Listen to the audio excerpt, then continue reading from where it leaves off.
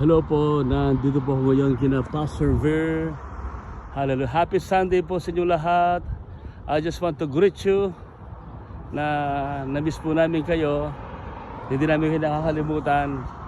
God bless po. Remember, whenever we attend church, sa tuwing tayo po dumadalo sa simbahan, isa po yun sa ating pagpapakita na importante ang Diyos sa atin. Sapagkat hindi naman lahat binibigyan natin ang ating mga oras.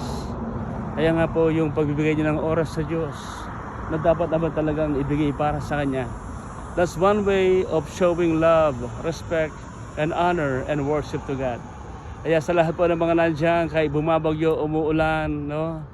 Hindi natin inahayaan na yung ating pagsabay ma-interrupt. Ano? Part yan, yung ating pagtitipon. Sabi ng Hebreo 10:25, huwag natin kaligtaan ang ating pagdalo. Yamang nakikita nating malapit na ang kanyang pagdating. Maraming po salamat. God bless po. Love you po. Ayun po yung church ni Pastor Ver. Bless po sila. Meron silang malaking lote, lugar. Hindi lahat ay binibigyan ng permit pag wala pong park. Ano? Mahalaga po sa kalayo. So, 2 linggo na lang po. See you po soon. God bless you po. We love you. Never lose hope. Sabi nga rito, never lose hope. Amen. Never lose hope. With God, nothing is impossible. Hallelujah. Ito po ang pangalan ng church nila. Christ for Life Ministry. Love you. Shalom.